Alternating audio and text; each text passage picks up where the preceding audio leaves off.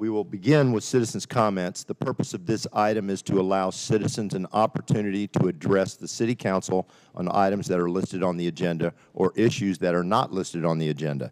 Any person desiring to make a public comment must first sign in at the podium at least 10 minutes prior to the start of the meeting and be recognized by the presiding officer. Individual citizens' comments are limited to 3 minutes. The presiding officer may ask the citizen to hold their comment on an agenda item until that agenda item is discussed. The City Council has no obligation to respond in any manner to comments or questions from the public. Any response from a member of the City Council to non-agenda comments is limited to a statement of specific factual information, a recitation of existing policy, or direction to staff for follow-up. We have citizens' comments. Our first one would be Mr. Scott Coleman. If you would come to the podium, please. Thank you, Scott.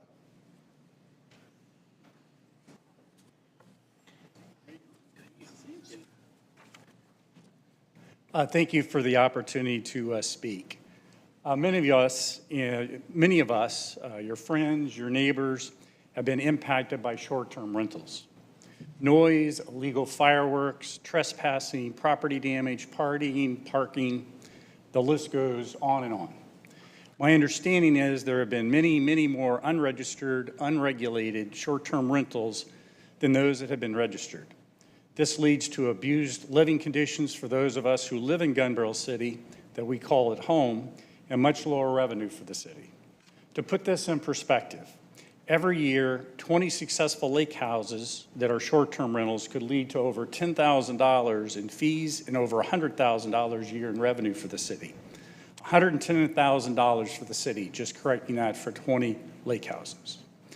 I don't know if many of you have followed this topic, but our city council, the mayor, and the city staff are changing the situation. The implementation of what they have discussed and passed will lead to addressing of this critical topic. More revenue and less abuse of residents. What a great win-win for the city. So many times we talk about the negative, and I think that's a huge positive for the city, and I just wanted to call it out.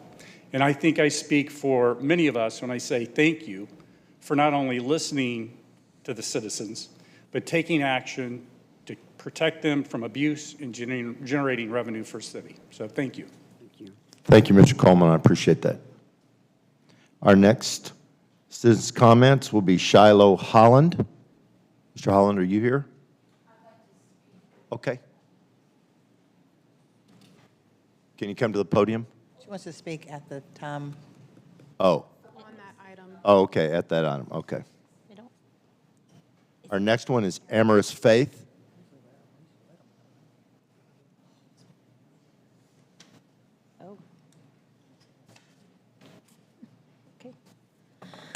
Thank you so much for letting me speak, and my name is Amaris Faith, 155 Pine Bloom, and I'm here to provide input into the draft animal control proposal. I've been talking to the man on the street and getting signatures. I walked into businesses, I've stopped people walking dogs, and I've knocked on doors, and I've asked 2 questions. 1, do you know about the proposal? And 2, do you approve of the mandatory sterilization, microchipping, and tax on dogs? Without exception, they responded no and no. When I look at the city's animal control data, I'm struck by the fact that you don't even have a dog problem. According to the approved published data, you do not have a dog problem. So I have to ask myself why there's such a push to solve a problem that doesn't seem to exist. And then I read this section, 90.39 in the proposed animal control ordinance says a microchip number shall be provided to animal control at the time of registration, and the registration is basically a tax on your dog or cat, or upon request. A microchip number shall be provided to animal control at the time of registration when you pay your dog tax, or upon request. In 90.43, it says animal control shall have the authority to conduct random or citywide verification programs in a manner calculated to determine compliance with the registration or the dog tax and rabies vaccination requirements. Animal control shall have the authority to conduct random or citywide verification programs in a manner calculated to determine compliance with the registration or the dog tax and the rabies vaccination requirements. This is so egregious to me, I don't even know what to say about it. But I would encourage every one of you to look at this and to see where this is headed. The proposal wants to tax our dogs and cats, embed chips in them to track them, and then set up arbitrary checkpoints to determine compliance. This is not just a no for me, it's a blank no. And I'd be happy to go with any of y'all onto the street and talk to these people and really feel the pulse of the city, because I think you're reading the room wrong. Thank you so much, and if any of you want to sign my petition, I'll be happy to help you with that. Thank you. Thank you for your time, Ms. Faith. Moving on, we will go to the consent agenda. All matters listed under consent agenda are considered to be routine by the City Council and will be enacted by one motion. There will not be a separate discussion of these items. If the discussion is desired, that item will be removed from the consent agenda and will be considered separately. Consider approving the following reports. Do I have a motion? Mayor, I would move that we pull planning and development from the consent agenda, please. Do I have a second? Second. Evans, second. So we will vote from my left, please. Burns, yes. Evans, yes. Jacobs, yes. Burson, yes. Ross, yes. Motion passes.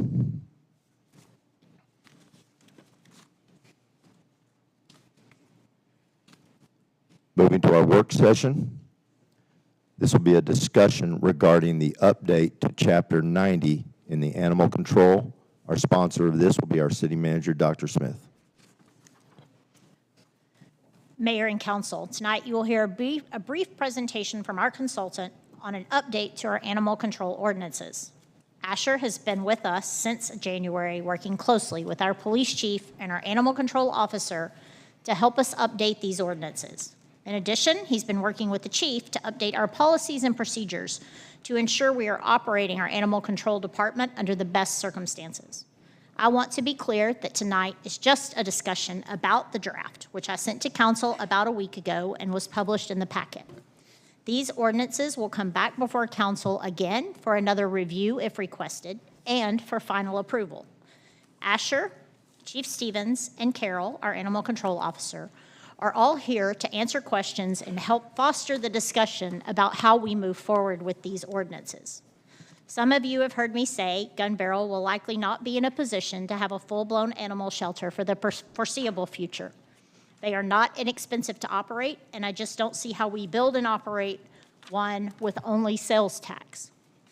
$5 million plus to build, and the animal shelter in my previous city had a capacity of 18 dogs, about 24 cats, and if I remember correctly, had 6 full-time staff and a budget of approximately $600,000, which is very conservative for a shelter of that size. The shelter was also full, our code read, from March of 2020 until today. The food budget alone was more than what we pay for our partnership with HSCCL. Keep in mind that was 18 dog kennels. In Gun Barrel City, Animal Control had 715 calls for service in 2023 and has had 349 to date in 2024. That's an annual year, not a fiscal year. As it stands today, our animal control officer is on duty Monday through Friday, and our police department handles any dangerous dog calls after hours and on weekends. It's a tough balance with one officer. Asher does not intend to do a full page turn during tonight's meeting. Asher is here to answer questions and foster communication with council on how we move forward. And I would be remiss without sharing that we have had some residents comment related to making registration and chipping mandatory. This is for council to decide. We can make it optional until we have an issue and then require it. It can be optional only, or it can be mandatory. I will tell you from experience, though, registration and chipping is how we get these dogs back to their owners when they're on the street and are critical in inclement weather when a national disaster, a natural disaster takes out homes. Our end goal is to have ordinances that work for our city, Gun Barrel City. I'll now turn it over to Asher, who has a short presentation, and he will then take council questions and recommendations. Daniel, the podium.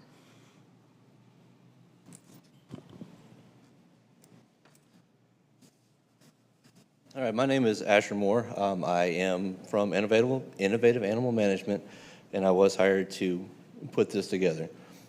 I am taking just from my experience from riding with animal control here, speaking with the chief, of the issues that we've seen, issues that are here now, and there are issues as far as the animal population, and just what Carroll deals with on a day-to-day basis.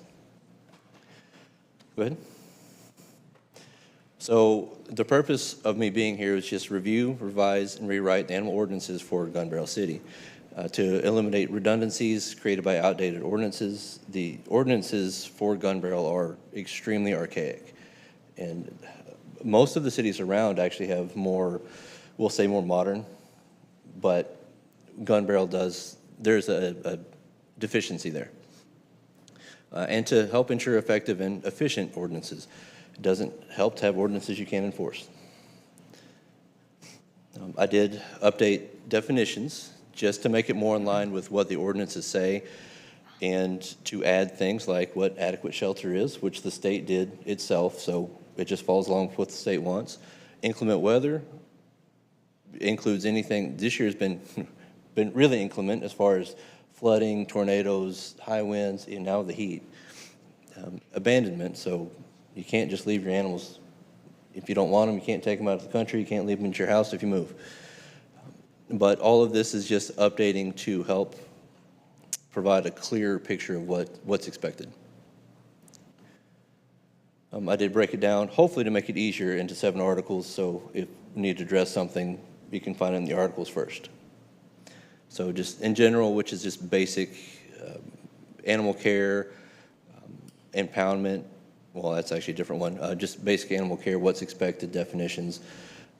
Livestock, which I don't believe there was many livestock ordinances currently, but there is something now. Or hopefully, there's something that I've proposed anyway. Dangerous dogs, that's a state mandate, so I did not touch dangerous dogs. We can't change that. Animal control impoundment, rabies control, registration, that's, I guess, the big kicker. And there is a requirement by the state to have an animal shelter advisory board. So one of the ones that I am proposing to just discard of is that 9004, the care and treatment of animals offered for sale. That does not pertain to anything in Gun Barrel. It should just be care and treatment of animals. Doesn't matter if they're for sale or not. So my proposal is just to discard that one and replace it with the next one up. And by the way, all these animals you see are actually mine and did come from a shelter. So the care and treatment of animals and the care of animals, just basic guidelines as to what's expected by not just the city but the state as far as basic animal care. Breeders' permits is one that I know that Carroll deals with a lot of puppies, unwanted litters, or even people trying to come into Gun Barrel and sell puppies out of parking lots, which is not allowed. So this would just, if you are going to sell a puppy, you would have to have a breeder's permit.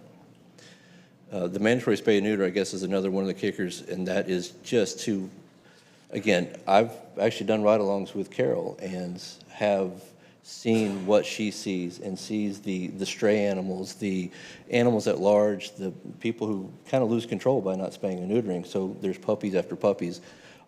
Some of y'all may know there's puppies running around behind, I say puppies, but there's dogs running around behind Walmart that are because of intact male and female got together and had puppies out there. Well, they don't have homes and you can't touch them. So hopefully this would help with that. But it also helps with stray animals because as animals go in season, they try to get out to do what nature intends, which just causes more puppies. Go ahead. Oh, back to microchipping is actually will help to return animals home. Microchips are not tracking devices. A lot of people think that they are. They are not tracking devices. They're a simple number. It's implanted underneath the skin. You have to actually get your hands on the animal to scan them with the chip to read the number, but you can't track them. It's a little about the size of a grain of rice, adheres to the muscle lining, and it's there. Okay. Livestock just gives more guidelines as to just keeping livestock, the amount of space you can have, the amount of animals you can have based on the space, and what is included. I did include something for chickens, really. It says fowl, but it's for hens, just because the state keeps threatening to pass a law that makes that mandatory. So I proposed it just because. It's going to pass eventually. Yes. I'm sorry. I can't tell with the microphone right here where. The TNR thing, TNR program would actually just be so citizens can legally catch a cat, spay or neuter it, and release it. If you do that per the law now, it would actually be considered abandonment, but TNR would allow that.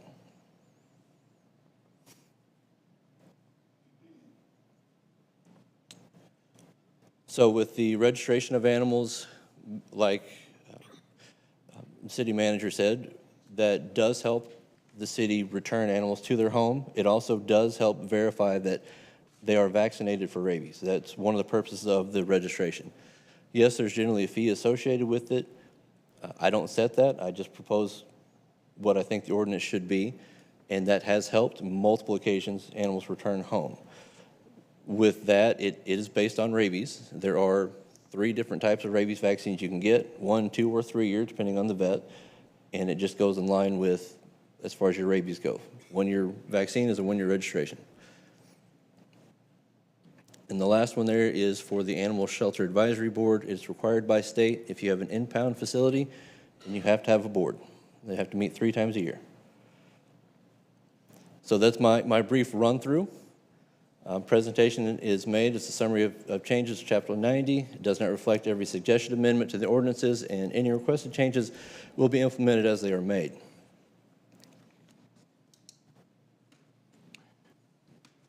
Yes, sir. So you're saying that if we impound animals, we're running an animal shelter, and we say we're not? So you are How does that running work? an impound facility.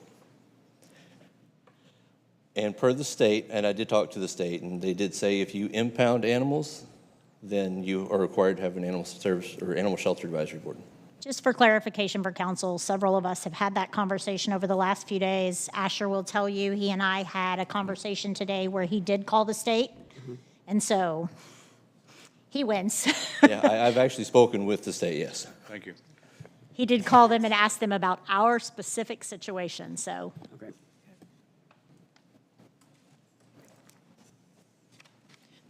What would you say to the citizens that are concerned about having to register their pet with the city? Do you feel like it's, obviously you wouldn't be here if you didn't feel like this was necessary here, but I wouldn't have proposed it if I didn't feel it was necessary. It's just another step. It's one, again, back to the rabies. So when the Rabies Act was enacted in Texas, that was one of the things that the state said that cities can't implement a registration. And that's supposed to help verify that every dog, cat, ferret is vaccinated for rabies.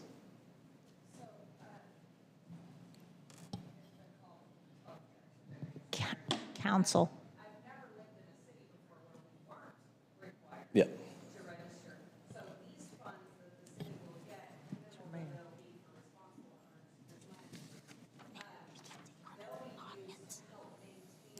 Excuse me. If you guys would like, when he's done, I'll let you come and speak at the. Yeah, we can't do that from the audience, though.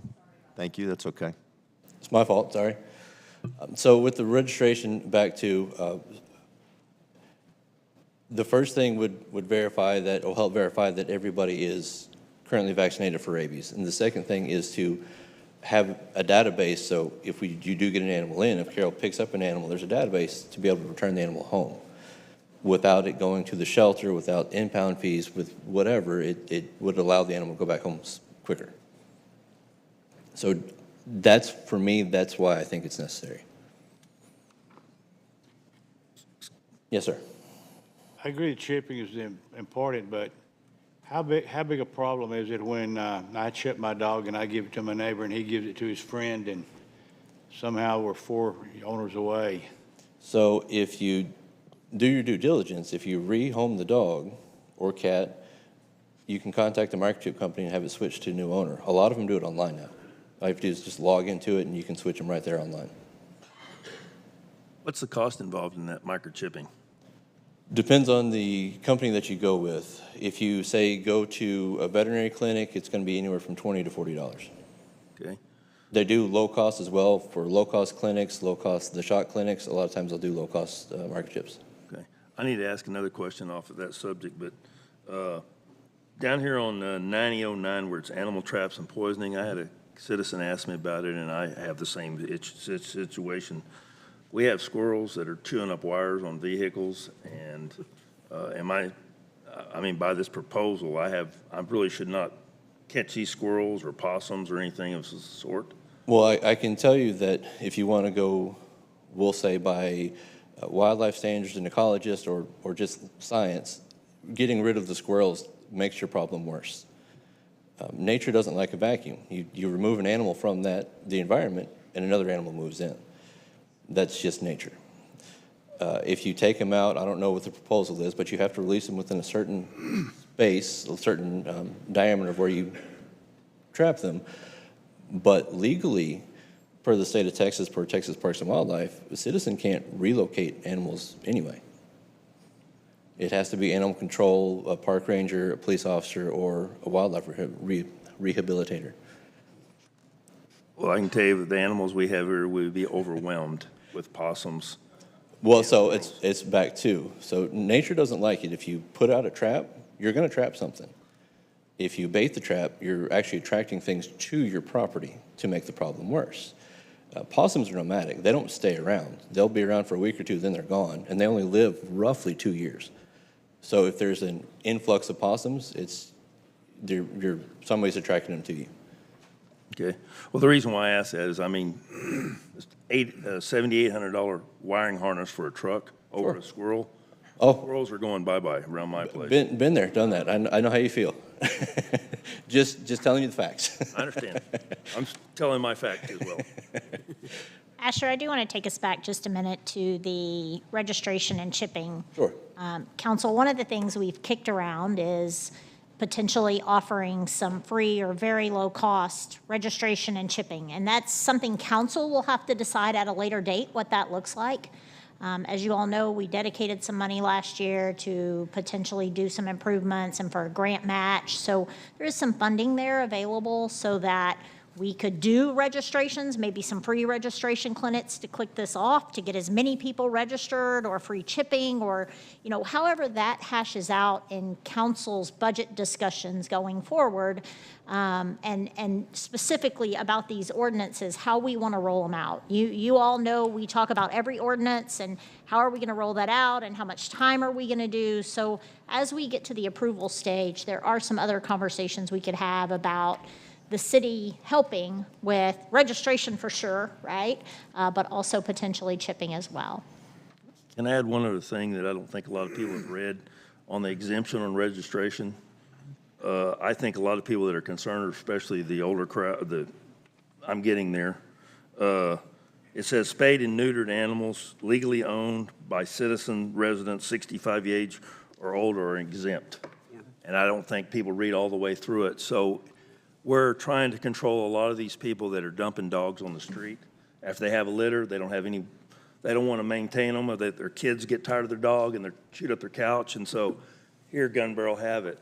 I just want to give an example about microchipping that I encountered personally. I saw a dog got run over up on the bridge. I knew who owned the dog, and I contacted him, and he decided he didn't want to pick the dog up because he didn't want the responsibility. So that's a cost to us as citizens, even though it's his dog, beloved dog that he had. So we have to do something, and we're just trying to figure out the best way to approach it. And I did help with the tornado that hit the Garland Rowlett area back in 2015, December of 2015. If it wasn't for microchips, that would have been an absolute horrorscape. That we had animals everywhere. We had animals that were picked up in Rowlett that were taken to Plano, to Denton.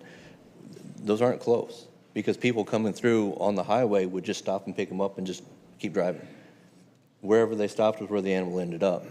And with that, if it wasn't for microchips, those animals probably would have never gotten back home. We had We- animals 20 miles away that were getting microchipped and returned to Rowlett. And we picked up, I want to say it was roughly 130 dogs, and all but 2 of them went back home. I mean, 2 out of all of that. The cats, same. I mean, I know that Gun Barrel doesn't really deal with a lot of cats, but it was the same with the cats, that with the microchips, they were able to get back home. I know there's some additional Yes. questions from council. Any further questions for staff, please? Council, anybody? Well, I just wanted to make a comment. I'm just saying, $25 microchipping is cheaper than a bag of dog food nowadays. So that's, to me, is something we need to put in proportion. A small price to pay to protect your pet. You may also be able to find grants. Some of the low-cost places, some of the rescues will have grants to do microchip clinics where they could set up somewhere and you, I knew a place that just recently did one, I think it was 250 chips. Didn't cost anybody anything. So that's always an option to look into. Well, I'll just say that we've been working on this, and we've had a dog problem for over 2 years. If you're in Gun Barrel City and don't know that, I don't know where you've been. But we appreciate what you've written, and I do have one issue, but it's not to the people. But I think it's good, and I think it's a good document. I appreciate it. I agree.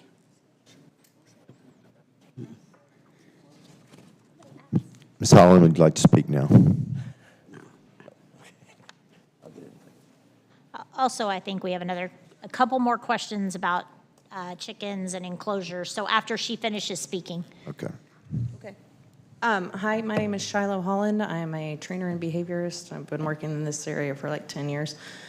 I wanted to start off by saying thank you to all of the employees and to the council members for working so hard to help save all of these displaced pets. It's a huge problem. It's been a problem for a lot longer than 2 years.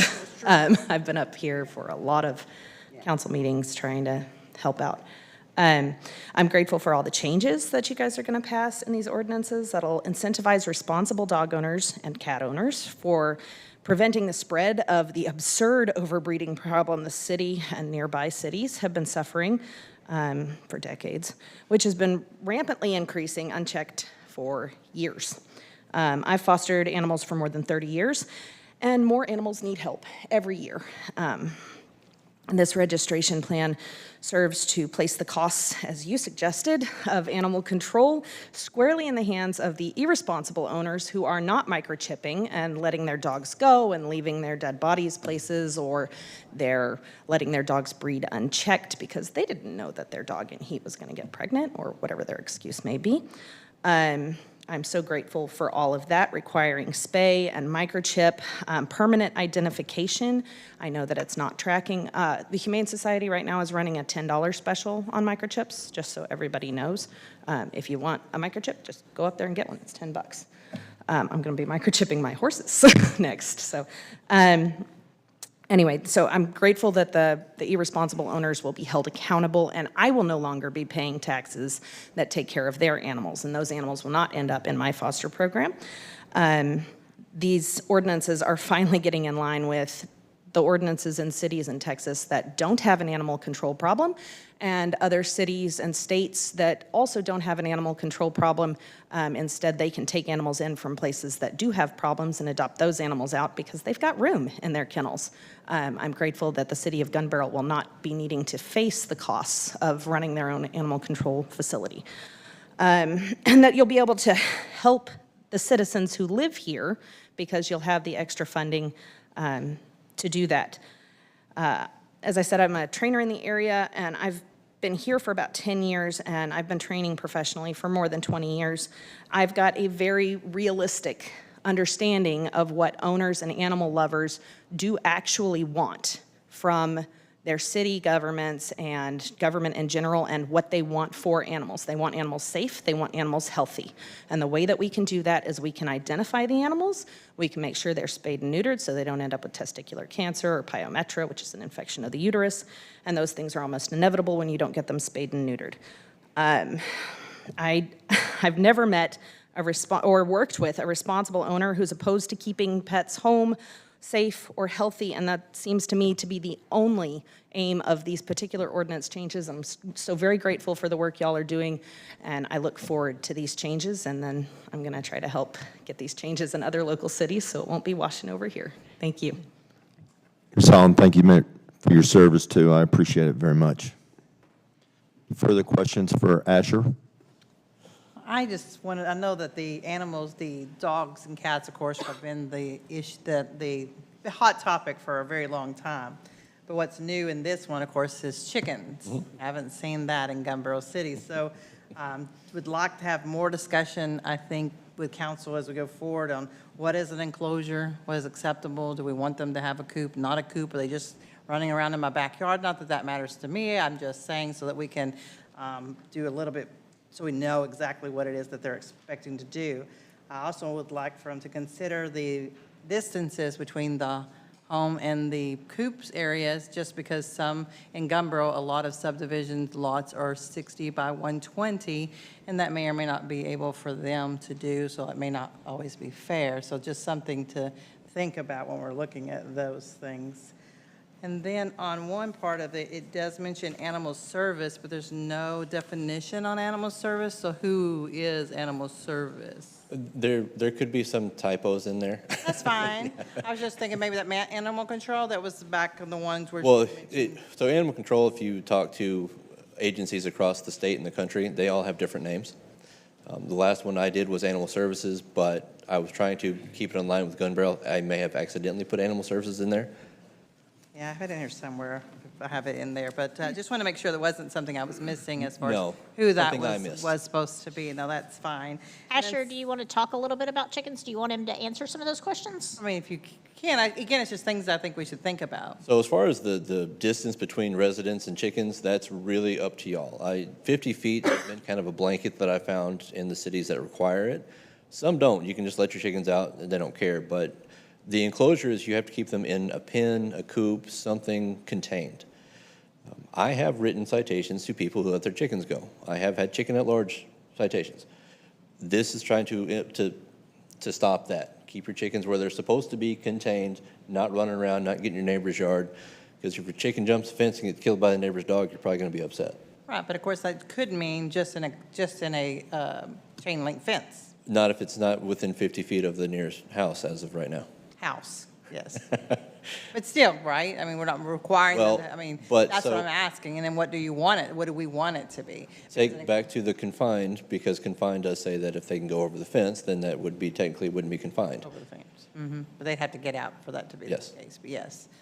I'm not saying I don't want them in coops. I don't know that I want chickens. I was just saying that I just want to be clear as far as what does that enclosure mean, so that everybody is aware on what what's required of them if they were to get chickens. And I did put in there that if you were going to do something loud, turkeys, geese, ducks, roosters, it's a lot more space.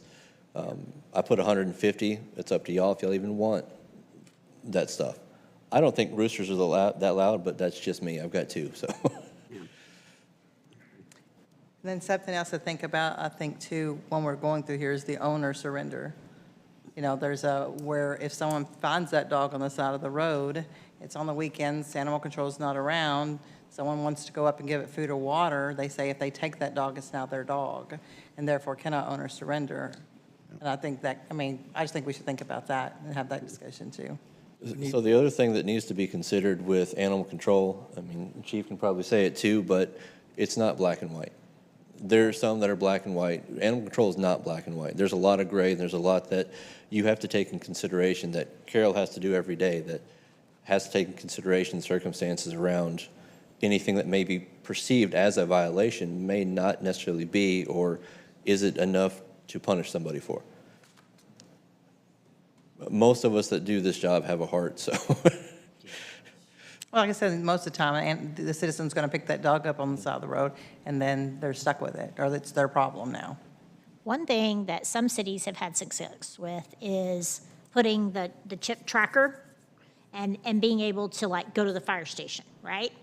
Run by dispatch and have that dog scanned And that kind of says, hey, this isn't my dog, I found it, can we scan it if they have a chip?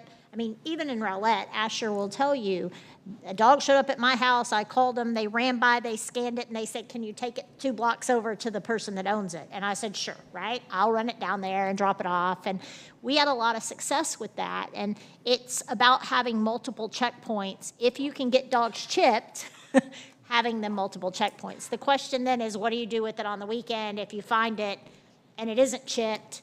How do we work that out? And I think those are some details that probably with Carol and the chief and Asher, we have to figure out too. You're right. It's just something to think about. For Yeah. sure. Councilman Burson, do you have another question? Well, I was just going to make a point about everybody carries a wallet and they have an ID, every human being does, and we're in a situation, dogs can't tell you where they live. So this is a way of identifying them. I'm just kind of putting it in simple terms. If we're going to enforce the rules, we need to find out who the irresponsible dog owners are, if they're irresponsible. Person leaves a dog in their yard and they take off and they move away. It shouldn't be Gun Barrel's responsibility. We ought to be able to go back and go after the people that abandoned the dog. And if we don't have a way identified, they're going to deny ownership of that dog. But if it's chipped, we have a way of tracking them down. I will echo that because I think that's what, I mean, obviously we want to help all the animals, but there needs to be some accountability from the owner's standpoint. And I think that's where a lot of this falls. It's just complete negligence and a lack of responsibility on the parts of some of these. And that's where the ordinances come from, though, is it gives you more ammo to Right. hold somebody accountable should you need to. Any further questions? Oh, no. Right. Okay.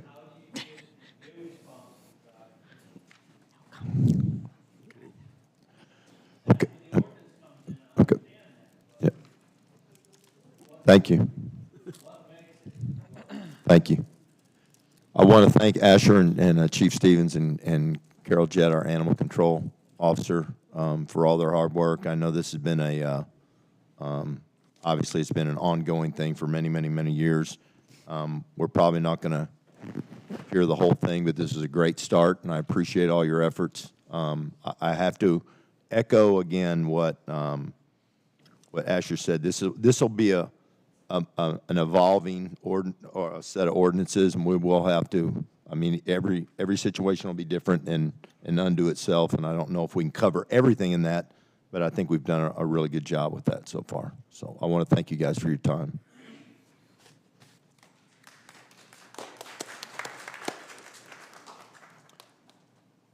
All right, moving to new business. I want to go back and consider and take action to approve the planning and development report. I know, Councilman Foster, you asked for this to be pulled, so if you have any questions, we can answer those right now. Well, the only question I have is one regarding State Highway 198 at Lakefront and Northwood Shores property. This has been on our books quite a while now, and looking at the report, I see that it's been to our city engineer and back 7 times or 6 times. How do we make this more efficient in terms of moving forward on things like this? City Manager. Councilman Foster, you and I did talk about this, but I'm happy to discuss this with the entire council. Yes, please. There is a process, right? Gun Barrel City has ordinances that we require developers to follow. And I'll give you one example, and it's not necessarily about this project, but our ordinances have a specific depth of a parking spot. And if the plans come in and that depth is wrong, then it has to go back to the engineer and it has to be fixed. And what our engineer will do is refer them to a code, and there might be a long list. I am now copied on every transmission between a developer. As you all know, we're in the process of trying to hire a city planner, and that city planner really is the liaison between the developer and the engineer and the city building official, and to help them get from start to finish. And so I think, Councilman Foster, in the future, that's how we help that process, is through forming our development review committee, which is our fire chief and our police chief and our building official and our city planner and our developer and our engineer all sitting at the table from the start, making sure people understand. But it's also, the onus is on the engineer of the development to make sure that they're checking those boxes and they know our codes, which we're going to talk a little bit about tonight, and they are submitting plans that are correct. You know, we're looking at life safety first, then we're looking at, you know, other things. And then the last thing you're doing is making sure all the fonts are the right size. And so it could go back several times, but that is something that we are working on from a development process, to one, speed it up, and two, to help a developer walk through that process. Thank you. Any further questions? We do. All of them. We don't wanna get there yet. We did not approve them, so Right. I'm sorry, Brian, that is not included in my notes. I got a text I got message you. following my notes. So do I have a motion to take action on this item and the rest of the consent agenda items? Before we do that, I was just going to say that the one he was talking about, I think, is because it says that the applicant resubmitted it in October 2023. I don't know if these are all updated or not updated, but I'll take a look. you know what for I'm sure. saying? Yeah, Because that's just been a long time for it to be at his, I don't think it's still at his, yeah, Mundo's place. So just need to make sure that we get those updated, I think. yes, ma'am, absolutely. While Brooke frantically flips them. Further questions? Well, every time this goes back and forth, there's a charge, is there not? Anytime they are submitted in non-compliance, yes, there is a charge for our engineer to review. And that goes back to the developer? It does, yes, sir. We bill the developer back. That's why every time we respond, we say, Joe will, you know, Mr. Mundo is here tonight, we're talking about the community center, but he will send a letter, a compliance review letter that lists out everything that is not in compliance on each page, so. That would really help us if we sort of knew what is out of compliance. We just don't know. Yeah, it would be difficult, Councilman Evans, for us to tell you every development and everything that's out of compliance. Sometimes those letters are 4 pages long. I'm happy to share them. Okay.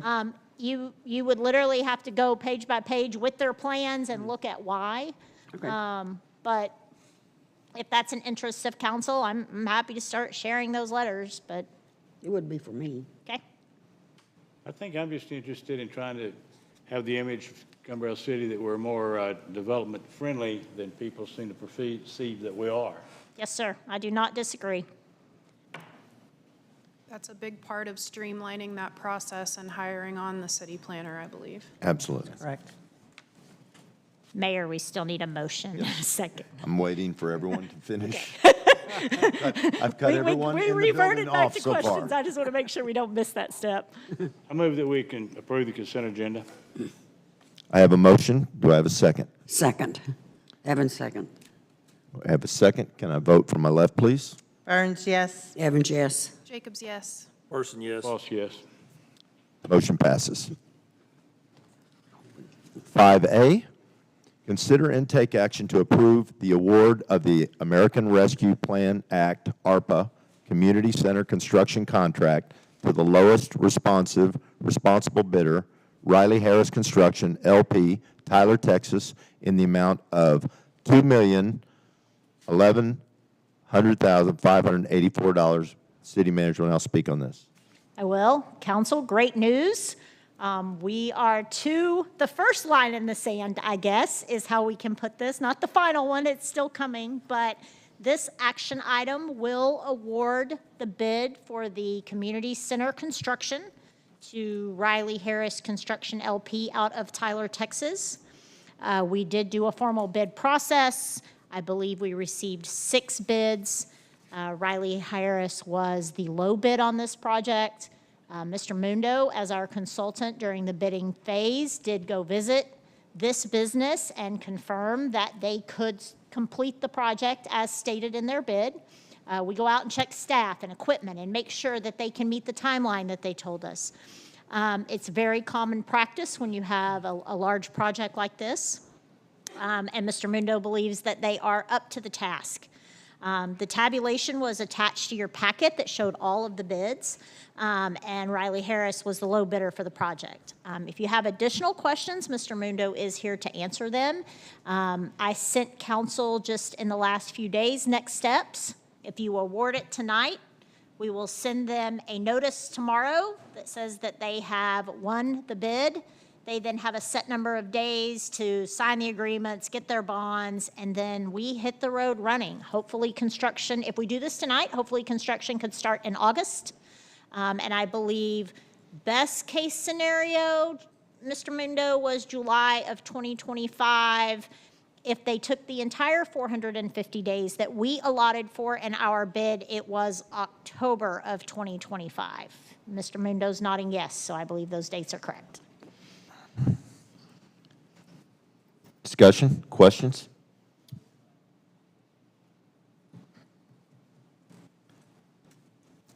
I think it's pretty exciting. I think we will look for a motion. I make a motion that we award the American Rescue Plan App ARPA Community Center construction contract to the lowest responsible bidder, Riley Harris Construction LP, Tyler, Texas, in the amount of $2,011,584. Second? We have a motion and a second. May I have a vote from my left, please? Burns, yes. Evans, yes. Jacobs, yes. Burson, yes. Ross, yes. Motion passes. Congratulations. Super exciting. 5B, consider and take action to approve an agreement with Roan Engineering Services, LLC, Dallas, Texas, to provide American Rescue Plan Act, ARPA, Community Center construction materials, engineering, and testing services for special inspections of soils and foundations construction and of concrete construction in the amount not to exceed $20,000. I believe we will have two sponsors of this item, Dr. Smith, and Mr. Mundo is also here. Again, Mr. Mundo is here if you have technical questions outside of my ability, but this contract with Roan Engineering Services allows for the specific inspection of the soil testing and the foundation. There was soil testing done before the design was done. It calls, if I understand correctly, for some soil remediation due to our sandy soils. And so this specific contract is outside of the bid with Riley Harris Construction because they did the pre-testing and then this carries us through the pouring of the foundation. A 5,600 square foot building on soil that has, for all practical purposes, been a pasture for most of its life, will have to have some special inspection services for that. So And they'll that's be what this doing is. the remediation. That's basically what they're doing. They'll be overseeing that to ensure we don't have any easy to keep from happening foundation problems. It's Texas, but if we can prevent those before they happen by taking all the necessary steps, that is beneficial to the project. Questions, council? Discussion? Everybody good? May I have a motion? Make a motion to approve an agreement with Roan Engineering Services, LLC, Dallas, Texas, to provide American Rescue Plan Act Community Center construction material engineering and testing services for special inspection of soils and foundation construction and of concrete construction in the amount not to exceed $20,000. I have a motion from Councilman Foster. Do I have a second? Jacobs, second. I have a second from Councilperson Foster. Jacobs, may I have a vote from my left, please? Burns, yes. Evans, yes. Jacobs, yes. Burson, yes. False, yes. Motion passes. I'm assuming, asked Mr. Mundo, that this means we will not have a basement, right? We will not have a basement. Excuse me, sir. I said, we're assuming with this contract, we will not have a basement. It will not, excuse me, it will not have a basement, but we have to dig about an 8-foot deep hole, Yeah. which could remind you of a basement. And for those of us who have come from the north, you're sort of used to a basement everywhere. And then everything has to go back in very controlled Right. layers. and any material that's not suitable doesn't get put back in. And the whole purpose of this is to make sure all those rules are followed. Thank you. But no basement. There's your dirt. All right. Moving along. 5C, consider and take action to approve addendum number 5, Phase 4, construction support services to the contract for engineering and architectural services for the American Rescue Plan Act, ARPA, Community Center with Mundo and Associates, Inc., in the amount of $18,300. Again, our sponsor on this is Dr. Smith. The engineering contract for this project was divided into multiple phases, and council has approved each of those at each level. You will remember several meetings ago, we approved the bid phase, which was a certain amount. This is the final phase of this and allows us to continue to contract with Mr. Mundo to have an engineer on site throughout the construction. So while we will have day-to-day oversight and we will have staff and we will do inspections as well, Mr. Mundo will ensure construction stays on time and on budget, and that we stay on top of what's going on the site once construction starts. Things will happen in spurts when construction starts. It's not necessarily that they'll come on site and be on site the entire however many days. They'll come on site, work a few days, come on site. So that's what we expect that to look like. So there will be things that happen in spurts, and Mr. Mundo will ensure that they stay to the engineered drawings and then provide us as-built at the end of this. So this is the final phase of his contract. Questions for staff? Discussion? If none, I will move for a motion. I move that we approve addendum number 5, Phase 4, construction support services to the contract for engineering and architectural services for the American Rescue Plan Act Community Center with Mundo and Associates in the amount of $18,300. I have a motion from Councilwoman Jacobs. Do I have a second? Burns, second. Councilwoman Burns, second. May I have a vote from my left, please? Burns, yes. Evans, yes. Jacobs, yes. Burson, yes. Foster, yes. Motion passes. We're excited to get this project moving. And I want to thank you again, Mr. Mundo, for all your help, too. It's been great.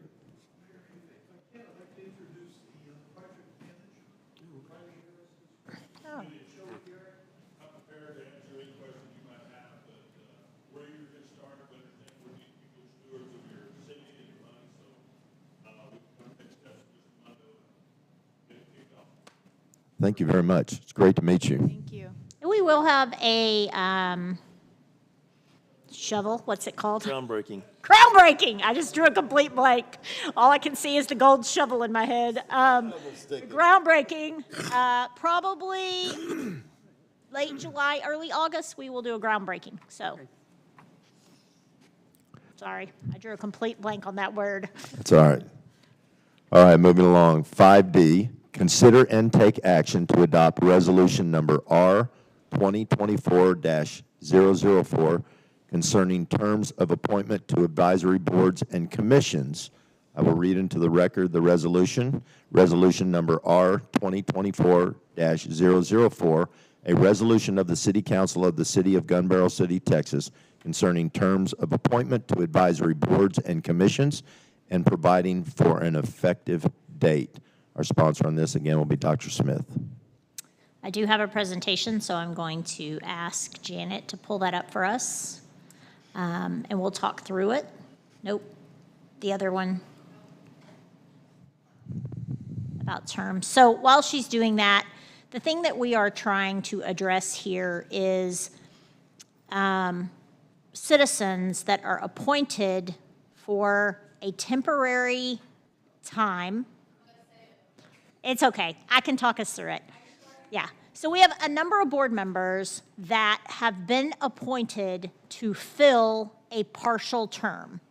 And so our ordinance, and I have the specific language, I can send it to council, but our ordinance specifically calls out you can be appointed to 3 two-year terms. But if you're appointed for a partial term, the throws off that appointment, right? So if I'm appointed in May to fill a term until October 1st, I'm not really appointed to a 2-year term, I'm just filling a vacancy. And then in October, I'm appointed to a 2-year term. And then, let's say October 15. October 17, I'm appointed to another 2-year term. What happens in October of 19? Can I fill another 2-year term, or am I done because I did that 5-month stint, right? Serving in a temporary capacity. So our charter doesn't address this. I've talked to the city attorney. His recommendation was that council pass a resolution that addresses this issue. As your city manager, my recommendation is, if that appointee has served 364 days or less, it is not a full term.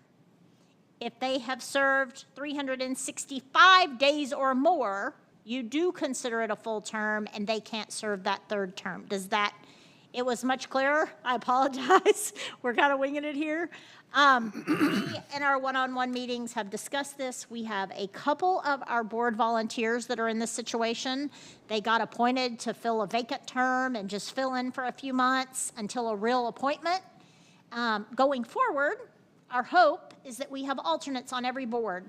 And that kind of vacates this, because as an alternate, you just become a voting member for that meeting, and you don't have to have a temporary appointment to a board. So our hope is, with our resolution we passed several months ago, we can negate this being an issue going forward. But with this round of appointments, and even potentially with the next round, you could have this situation, and a resolution just clears up the muddy water and makes sure that there is a clear delineation. Why 364? It's less than 1 year. 365 is 1 year.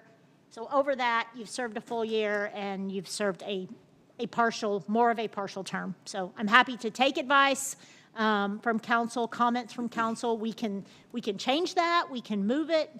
That's just staff's recommendation after some conversations about how maybe to map this out, so that, and we took days instead of months, because I don't want to get into a quabble over what's a month. Is it 25 days? Is it 4 days? Janet can easily look and see exactly what day someone was appointed, and we can go back and see how many days they served in that. Most of ours are very short periods of time. I don't even know if we have one that's been a full year. Most of them are shorter. But it will also help us when you guys make appointments, when council makes appointments for starting in October. I'm happy to answer questions about that very confusing presentation. Okay, I have a question. When we appoint a person, it's usually for 2 years. It is, yes, ma'am. Okay, now this just says completion of a full term, 365 days. So if they have served 365 days or more, they have used up one of their 2-year terms, right? Each person gets 3 2-year terms on your boards and commissions.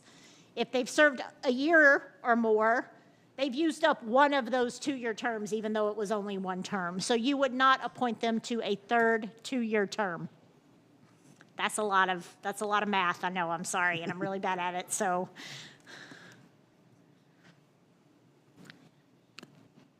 Further questions, that make sense? Ms. It Evans? does say 300, somewhere in here, I guess, 365 days from the day that they're appointed, right? Does that make sense, from that day that they're, I don't want to be appointed one day and say, well, next week's my first service Nope. day. Yep. The day they're It appointed. is the date, the ordinance, the resolution is written from the day you're appointed. So the night council appoints you, regardless of when the first meeting is. Okay, let's clarify that. City secretary and I had to come up with some fine defining, which is complicated, because you would say 1 year, but that makes it complicated. And then when's the first meeting that you attended? So Wait, so you're saying the day we appoint them, that begins their term? the night you appoint them for this case begins their term, yes. Okay.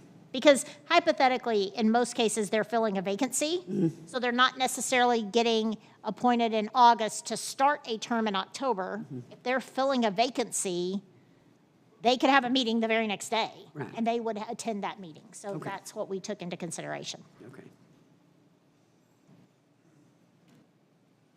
Further discussion? ask for a motion. I move that we adopt Resolution R-2024-004 concerning terms of appointments to advisory boards and commissions. I have a motion by Councilwoman Jacobs. Do I have a second? Burson, second. I have a second by Councilman Burson. May I have a vote from my left, please? Burns, yes. Evans, yes. Jacobs, yes. Burson, yes. Moss, yes. Motion passes. Moving along, our next item is 5E, to consider and take action to appoint an ordinance review committee consisting of 2 city council members, planning and zoning chair and appointee, and 2 citizens. Again, Dr. Smith will be the sponsor on this item. This one does have a presentation, and before I get into the presentation, I do want to just give a little brief overview of this. The day your city manager started, October 9th, I walked into my office, and on the board was a list. Some of you have seen that list. It's now in my conference room, but there was a list of about 25 things that staff had just made a list while they were city manager lists of things that needed to be looked at. A lot of them, our ordinances, the peddler permit, the short-term rental ordinance, the animal control ordinances, the junk vehicle ordinances, things that they had bumped up against during the time there wasn't a city manager that they needed help looking at to see how we moved forward. And we've brought you some of those over the last 9 months, 10 months. Junk vehicle, something that our code enforcement couldn't enforce because basically the chief had to go get the vehicle and take it to the police station and do something with it. And that wasn't necessarily a productive way to deal with junk vehicles. Our short-term rental ordinance that we were actually losing money on. Also during that time, several council members came to me and said, hey, I'm sure you heard me complain about this. Some of our ordinances are really needing a wholesale look. Our code enforcement officer, our building official, our fire chief, our police chief, all said we need to look at our ordinances. Some of them are very out of date. And so I asked staff, start making a list, right? When the time is right, I will approach council about forming a committee to go in and look at them one by one, but start making me a list of everything that you have a hard time with, right? Or that doesn't work the way we thought it would work, I don't know, in some cases, 50 years ago when we put them into place, right? And so this came up, forming an ordinance review committee, and it is in front of you tonight for consideration. Your city manager is going to make some recommendations, but ultimately, it is up to council to decide, 1, if we do this, and 2, who is on this. Would it be best to wait until we have a city planner? Maybe, but it will take a while for the city planner to get their feet grounded and learn everything we do. I have agreed to serve as liaison to this group, and all of our staff realizes the role that they will play in this. They're not going to be at every meeting. Our building official won't be at every meeting, but our building official will be our expert on things related to buildings. Our code enforcement officer will be our expert when it comes time to look at any of those things that have to do with code enforcement.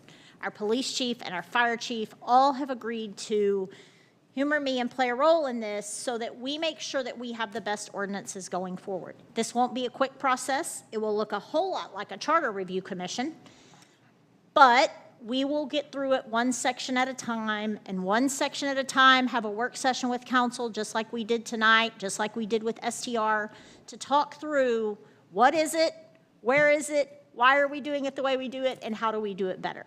And so that's the ultimate goal of the Ordinance Review Committee. Janet, next slide, please. This pretty much talks about what I just mentioned. The Code of Ordinances in Gun Barrel has several issues. It's time to do a full review. While we have done some one-offs, short-term rentals, junk vehicles, it's now time to look at all of it. It's also time to do a fee schedule update, which is part of our ordinances. Each ordinance, some of the ordinances have fees associated with it. It's time to look at, are those up to date and are they fair? And consider that we're about to have a brand new building that will have a rental facility in it and gym space. Is there fees that should be attached to that? Several council members has obviously asked for this, and this staff is asking you to appoint an ordinance review committee. Next slide, Janet. What does the charter say? The charter does not call out any kind of board or commission to do this. There is the Charter Review Commission, but that is specific to the charter, which is why I'm calling this a committee as opposed to a board or commission. It does say that boards and commissions have a role in recommending ordinances under each of the boards. It also specifically calls out that Planning and Zoning Commission's role in recommending to the City Council proposed ordinances and amendments to ordinances regarding planning, zoning, and environmental quality. Why a review and why now? There is a need to do a deep dive into the Code of Ordinances and ensure that we're following best practice in every area, not just the one-offs that we catch and we know that we need to fix. While we've been reviewing them, there have a number of issues have arose, and best practice would take a full-scale review. There's still some on the list that need to be reviewed, like our peddler permit.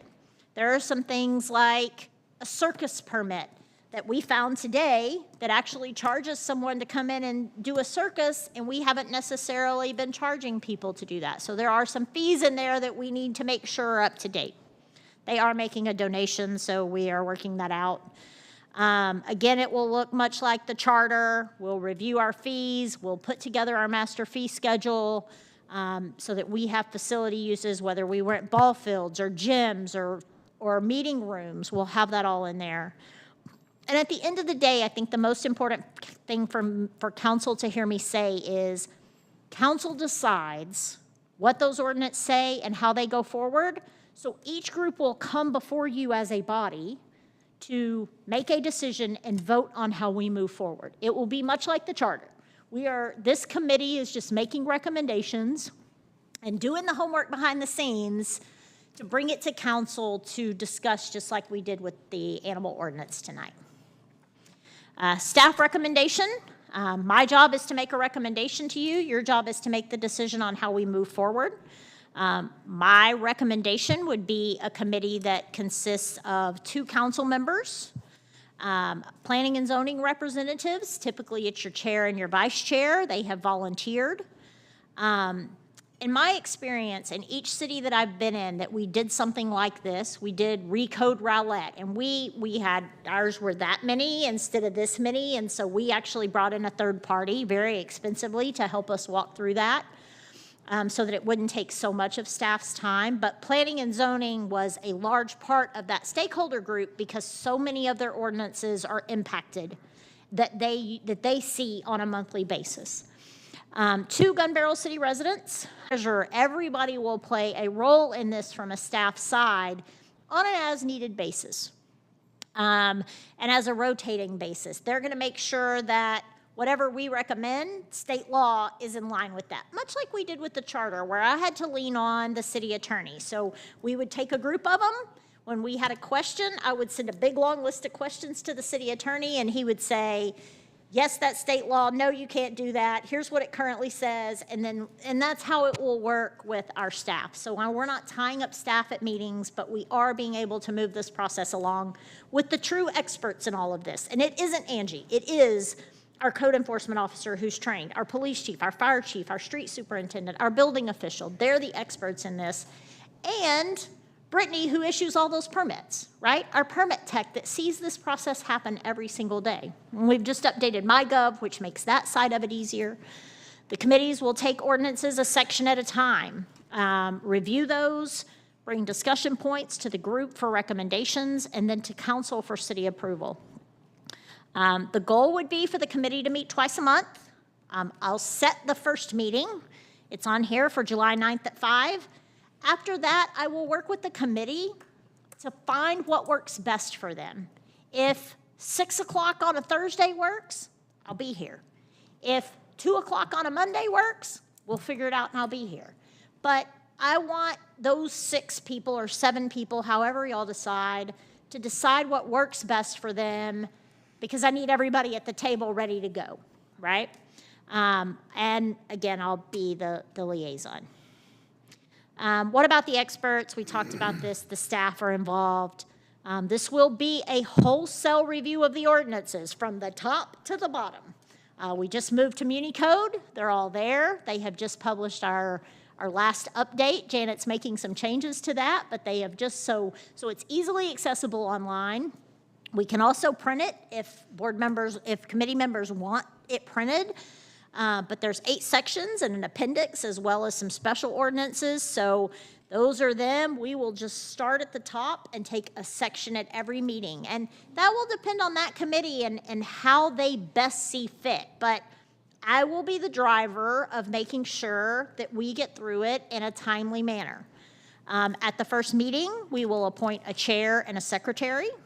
I would recommend, and I always will, that you have a citizen as your chair, because they really gives them a chance to step up into a leadership position and take that bull by the horns and work with staff and me to hopefully get them convinced to be on a board or commission later if they're not already. We'll hound out assignments at every meeting. We'll cap every meeting at 2 hours, so we're not here 5 or 6 hours trying to go through a section. We'll spend an hour and a half going through, 2 hours max, right? And not every night will take that long, but we'll spend the first half going through and talking about it and keeping that conversation productive and the most important thing is keeping everybody at the table talking. And I'm pretty darn good at that, believe it or not. And then we'll hand out assignments for the next one and we'll repeat that in a couple weeks. So action from council. This is a discussion item for council and the ability to take action.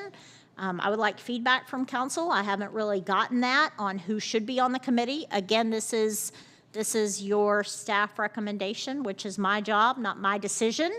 And then I did a sample motion just so that you would have it, because I know sometimes motions are complicated to put together if I don't put a little bit on there. So a sample motion might say that you move to form it with council member X and X and the following members. And if you guys can agree on those 4 members, then we can do that tonight and kick it off. If you're not ready to do this as a council, you can discuss that as well, and it can be tabled. I would argue that we're at a great time to do this, and it's needed. But it's up to council. I'm happy to answer questions. Discussion. This is a very significant undertaking, and as many of us have only seen a lot of this input tonight, I would make a motion when there's time. Is there any other further discussion? Well, on the ordinances that are out of compliance or that does not work now, and, like building official, could they go through there and mark what they think would work? I will, yes, they will be a part of that. So I will have information of, hey, these are some that are great, but that we really need to, and then these are some that we really need to look at. I think it's time to do them all and not one off them. I can continue to bring them to you one at a time and us do it that way. The problem you have when you do that is, does it conflict with something else? Now, we try our best to make that not happen, but by taking a section at a time, there is a benefit to that. I'm a big advocate of having the citizens involved in this too, and I love the chair idea. I think with as many new citizens we have and people moving to the area, and with all the projects we have going, I think this is probably much overdue. I think it's similar to some of kind of what Asher said. Some of these things are ancient, and they don't really apply at this time and stage of our growth and where our city is at. So I think it's a great need, but I would also understand if council needs a little more time to think about it. And but I will leave that up to you. Any further discussion? I would just like to say that this particular item has been on my mind since before I got voted onto the council, because I got very tired and very frustrated about hearing over and over and over, oh, we have an ordinance for that, but we can't enforce it. Oh, we can't enforce that one for this reason. And why do we even have ordinances that we are not able to enforce? So this, I am so excited to watch everyone go through this process. I feel like this is a really important step for our city. guess I would ask at this point in time, do we have any council members that would like to volunteer for this position? Well, not that I want to do it. No, I'm just kidding. I would love to do it. I will do it. This was one of the things that I asked Angie about in the beginning. Mine was more on the developer side. I see a lot of that in my day-to-day business, where I say, oh, your ordinances are too vague. And usually if they're vague, they're unenforceable. Or you hear through the city, which I hate when no one wants to do business with Gun Barrel City, and that's my place that I love, and I don't want to hear that out there. So mine was more on the development side, trying to figure out why are we, where are we really, or maybe we're not. But I don't know without looking at that. So there was what my side was. So of course I don't feel that I could ask that of the city and not volunteer my time. I unfortunately have a little too much on my plate, so I cannot step up and participate in this, but yeah. Would someone like to assist Councilwoman Burns on this? I will do it, but I think we need to have an alternate because I have some health issues with my mother, so I don't want to commit and then have to step out. And I think if we had somebody, I would fit in as an alternate, but I think we need to have a backup for me. Am I allowed to be a backup? I would believe so, and I would say that because, as we now know, you don't include a quorum, so if Councilman Burns and Councilman Burson were there, and you were there as well, it would not constitute a quorum. So. Of course, not required. These are just recommendations. Yeah, absolutely. We're not required to have two council people. Everybody, we can have one, we can. I'm just saying, because I don't know if Burson was saying he will do it and then or if he was saying he was being an alternate. Right.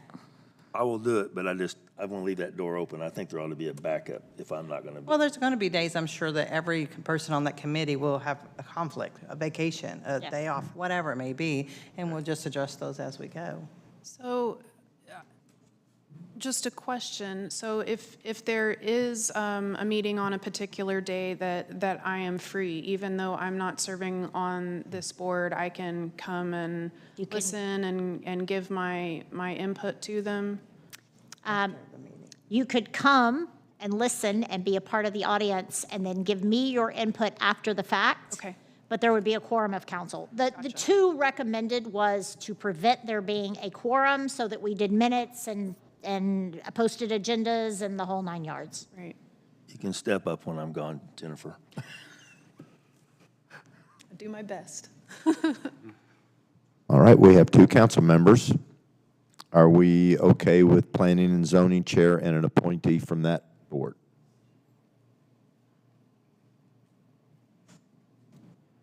So do we ask the planning and zoning chair to make that appointment? Our recommendation is the chair and the vice chair.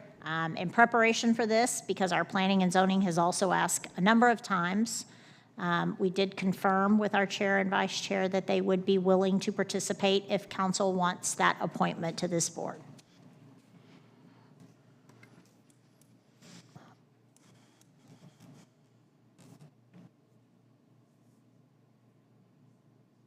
And then two citizens. And I sent an email to council several weeks back saying, hey, think about this. It's going to be on this agenda. If there's someone that, I know some of you have talked to some folks that might be interested in volunteering. And this is a time when you would just, throw those names out and council agree on a couple. And Well, I asked for the citizens, Gilbert Shelby, and he agreed to serve if you would have him. And then I also asked Linda Rankin, and she also agreed if you would have her. I would also like to nominate Cindy Key. I feel like she could be a real asset because she is, as a recent member of the council, she is the most up to date on some of the things that we've been working on and talking about and thinking about, so. Should we take votes now? can. We'll And again, council, we can do 3 citizens. If you want all Okay. 3 folks to participate. I think that would be I great. am trying to limit it down not to be 14 people, right? We had, I think, a dozen, Janet, on our Charter Review Commission, and sometimes that was tough. That's a tough group to manage when you get a lot of folks.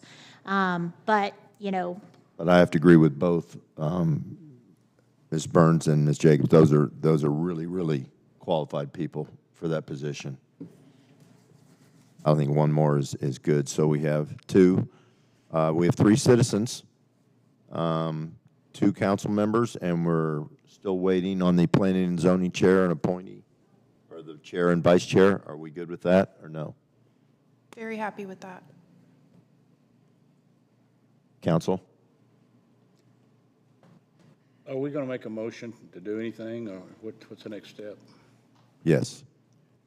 Okay. But I want all the names before we make a motion. Janet, can you pull that motion back up? That's just recommended language. You guys are free to change that however you want. But it might make that process a little easier.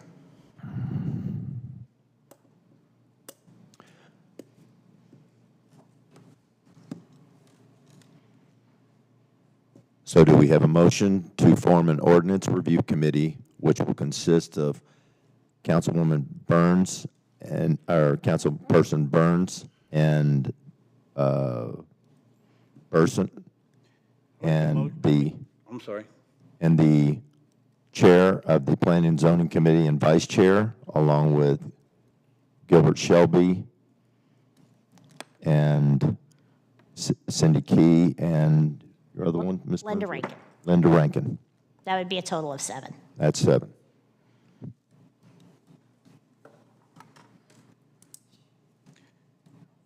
I move that we form an ordinance review committee which will consist of council members Burns and Burson, also the planning and zoning chair and vice chair, as well as Cindy Key, Gilbert Shelby, and Linda Rankin. I have a motion. Councilmember Jacob, do I have a second?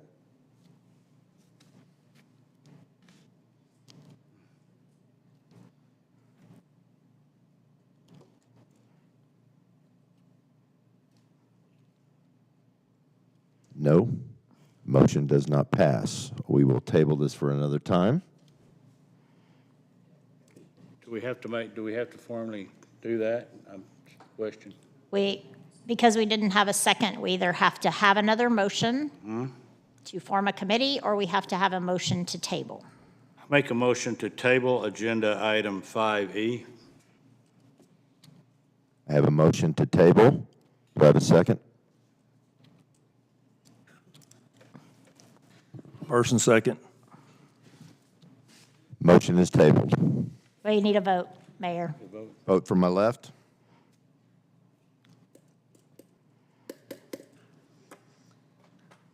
Burns, no. Evans, yes. Jacobs, no. Person, yes. Foster, yes. We table. Moving to 6, planning and zoning. 6A, a public hearing on a request to plat tracks 67 and 67C, abstract number 59, according to the J.P. Brown survey, belonging to Hillsdale Development Group, physically located on South Gun Barrel Lane, Gun Barrel City, Texas, platting Hillsdale Phase 1 into 47 lots and 3 open spaces. Our sponsor on this is Dr. Smith. I'm actually going to turn it over to our city planner, Brooke. I will remind council that this plating request is in Henderson County in our ETJ, and I believe that our city planner has a presentation.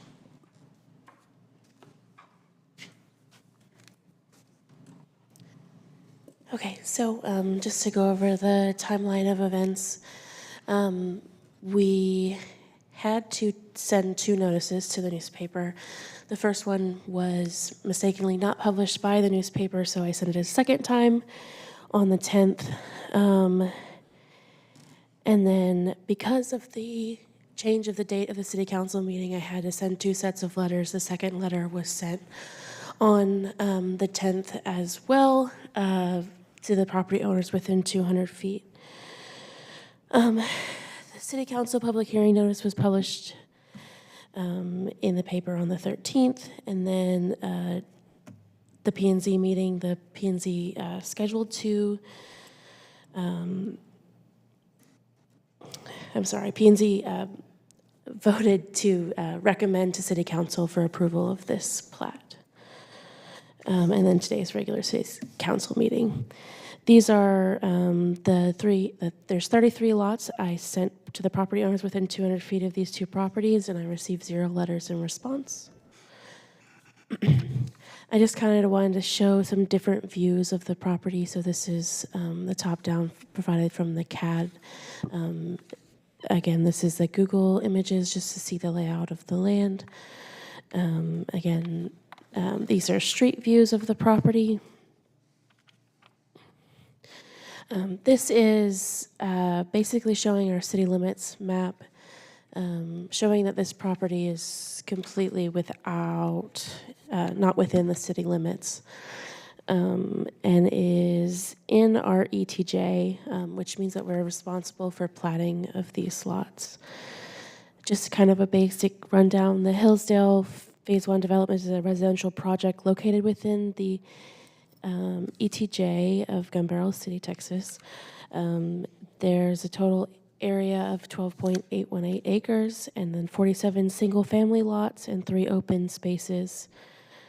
And then just to clarify, the open spaces will be owned by the HOA, including Lot 22, Block A, Lot 21, Block B, and Lot 7, Block C. And the developers are here if you have any questions for me or them.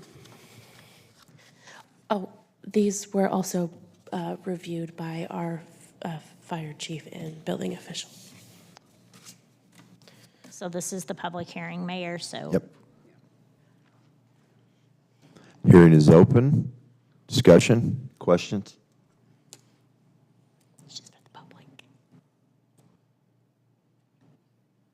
Appears we have no comments. You can close the public hearing. We will close the public hearing. We'll move to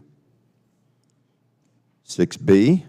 Consider and take action on a request to plat tracks 67 and 67C, abstract number 59, according to the J.P. Brown survey belonging to Hillsdale Development Group, physically located on South Gun Barrel Lane, Gun Barrel City, Texas, platting Hillsdale Phase 1 into 47 lots and 3 open spaces. This is the information that our city planner just provided.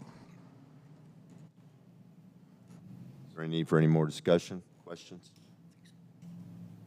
Do I have a motion? I move that we take action on the requested to replat track 67 and 67C, abstract number 59, according to the J.P. Brown survey belonging to Hillsdale Development Group, physically located on South Gun Barrel Lane, Gun Barrel City, Texas, platting Hillsdale Phase 1 into 47 lots and 3 open spaces. I have a motion. Do I have a second? Evans, second. I have a second. Voting from my left, please. Burns, yes. Evans, yes. Jacobs, yes. Burson, yes. Boss, yes. Motion passes. Moving to number 7, economic development. 7A, consider and take action to approve the EDC annual financial report for the year ending September 30th, 2023, 2022 through 2023 audit. Dr. Smith, would you like to speak to this? I will. At the June EDC meeting, Donald Allman, who also conducted the city audit, presented the fiscal year 2023 audit to the EDC board with most of the council in attendance. Therefore, I did not ask Mr. Allman to come back tonight. He lives in Georgetown, and so I knew that most of council was present for that. The audit found the EDC to be in solid financial position. The assets of the corporation exceed its liabilities at the close of the most recent fiscal year by $2.7 million. The corporation also reported an increase in net position over fiscal year 2022 of $179,412. The audit was attached to the packet, and the full presentation can be viewed on the recording of the June EDC meeting. The EDC did approve this audit, and it is presented to council tonight. If you have any questions, I'm happy to answer them, as long as they're not a lot of math. It's been a long day. Well, I don't have any questions. I'm just glad you've got the financials in order and that they're doing so well. We're in much better condition than we believed we were, and we're now working on the fiscal year '25 budget, and I believe we'll be, our loan and grant program coming along, so we'll be moving in the right direction. Good. EDC's in a good place.